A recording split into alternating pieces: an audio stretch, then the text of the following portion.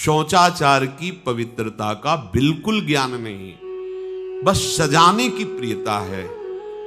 बाहर से चिकना दिखना चाहिए, लेकिन वो पवित्र है कि नहीं उसको ज्ञान नहीं है, बिल्कुल पता ही नहीं शौचाचार का, पशुवत आचरण है। देखने को मिलते हैं खड़े खड़े लघु शंका कर रहे हैं, मुंह में बीड़ी ऐसे, वही जनेंद्री को छुआ ऐसे कर, ना हाथ धोना, ना आचमन करना, न पैर धोना, बिल्कुल पशुता का आचरण है। भला पवित्र शरीर है तो मन तुम्हारा पवित्र कैसे हो सकता है?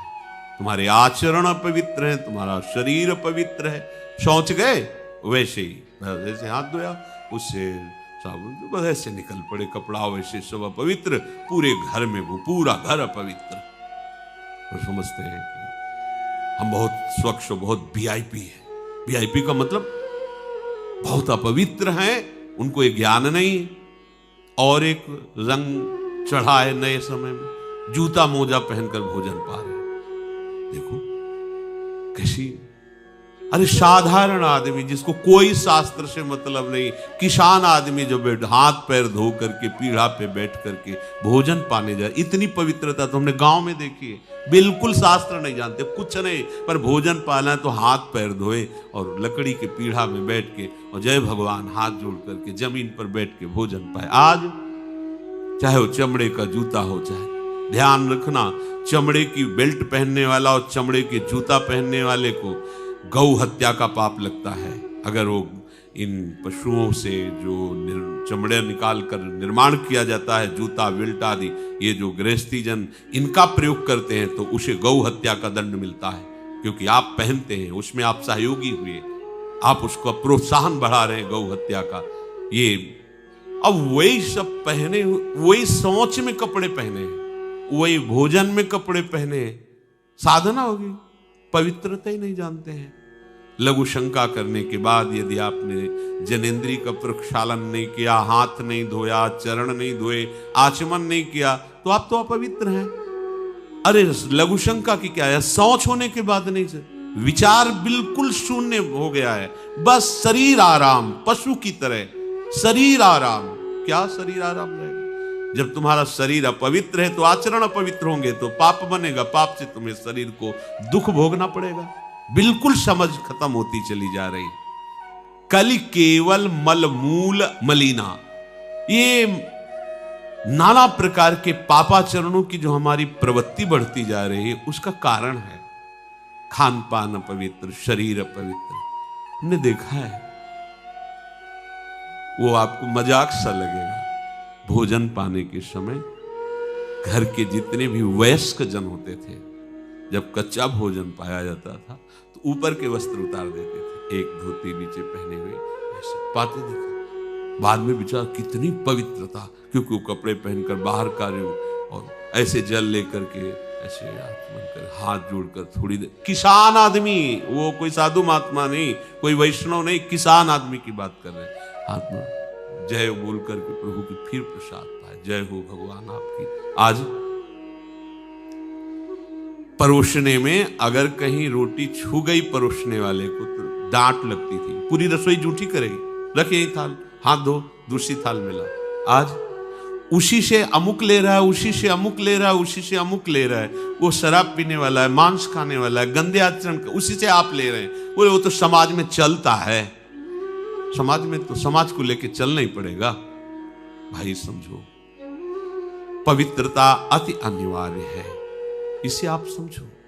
अगर आप अपवित्र पशुओं जैसे, तो आपकी बुद्धि भी पशुवत आचरण करेगी, आसुरी भाव को प्राप्त हो जाएगी। पवित्रता शरीर की आपको एक फल देगी कि आपका मन पवित्र होने लगेगा, क्योंकि शरीर से आसक्त मन है और मन से आसक्त आप हो। जहां आपका मन पवित्र, अच्छे विचार, अच्छा मार्ग, अच्छा निर्णय बुद्धि करेगी, आपको आनंद मिलने लगेगा। ऐसे नहीं है कि आप जैसे पशुवत आचरण करें। बड़ी अपवित्रता बढ़ रही है, अपवित्रता को तो कोई समझ ही नहीं रहा इस विषय को। कैसे कैसे, हमको तो ऐसा भी इन्होंने बताया कि कहीं कहीं ऐसा भी है कि शौच में पानी का ही प्रयोग नहीं होता हो।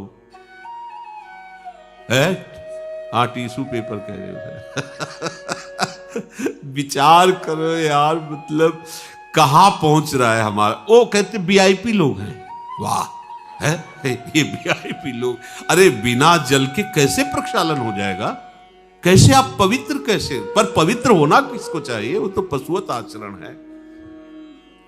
कलि केवल मलमूल मलिना, पाप पयो निधि जन मन मीना। जैसे मछली जल में ही केली करती है, ऐसे कलियुगी प्राणी का मन पाप में ही केली करना चाहता है। अपवित्र विचार, किसी किसी मलिनताएं बढ़ती चली जा रही। रसोई अभी बनकर तैयार नहीं हुई और ऐसे सो खड़े खड़े वही रसोई, क्या पछता है। अरे एक बार बन जाए उसे थाल में लगाओ। हम नहीं कहते तुम भगवान का भोग लगाओ जाके, नहीं वैष्णव हो, नहीं भजन कर, कम से कम थोड़ी तो पवित्रता। एक बार थाल लग जाए, हाथ जोड़ो, अन्न को ही प्रणाम करो। अन्न ब्रह्म उपनिषद में आता है, ये अन्न ब्रह्म है, उसे प्रणाम करो। वह हमारे जीवन को पुष्ट करता है, हमें भगवत भाव प्रद। हाथ जोड़कर कहां हाथ जोड़े, वो तो जूता पहने वैसे ही सब, कोई खड़े खड़े खा रहा है, कोई मतलब ये हो क्या रहा है। हमने देखा है पहले बारात आती थी तो पट्टियां बिछाई जाती थी, गोबर से जमीन लिपी होती थी, दो आदमी पात्र लिए खड़े, सबके हाथ पैर धुलाए, सब बैठ गए, फिर सबको परोसा, माताएं मंगल गीत गा रही, परोसा जा, कितना पवित्र होता था। आज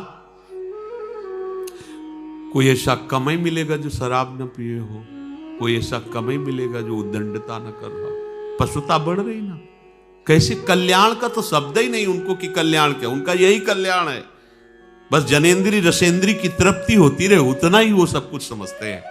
गोस्वामी जी कह रहे ये नाम कामतरु है, सब कामनाएं पूर्ण करने वाला है, और ये काल का भी काल है। देखो नाम अगर जिह्वा पे विराजमान है तो अपवित्र पवित्रो वा सर्वावस्थांगतोपि वह यह स्मरेत पुंडरीकाक्षम सवायाभ्यंतर शुचि। बाह्य और अभ्यंतर से पवित्र। पर यदि आपने सदाचार का पालन नहीं किया, शौचाचार का, तो नाम में रुचि होगी नहीं, ध्यान रखना। अगर कोई ऐसे नाम में रुचि, जब मनाया मुझ उठाया, जब मनाया, कैसी कैसी पशुता है, चिड़िया की तरह चुनते रहते हो। अरे एक बार, दो बार, तीन बार, एक अपने भोजन का समय निश्चित करो, थोड़ा शांति से बैठकर भगवत भाव में आकर तब भोजन पाओ, वैसे ही आपका भाव बनेगा जैसा भोजन आपका है। पाते समय जिन भावों से आप युक्त हैं, लोग चिंतित रहते हैं, परेशान रहते हैं। क्यों? क्योंकि भोजन पाते समय परेशान थे, तो अब वो भोजन का जो रस है ना, वो केवल परेशानी पैदा करेगा। मान लो हमारी बात, ये निश्चित बात, भोजन के समय सारी चिंताओं को छोड़ो, आनंदमय होकर भोजन, प्रसाद में भगवत भाव से पाओ, वो भोजन ऐसी बुद्धि पैदा करेगा, आप आनंदित रहो।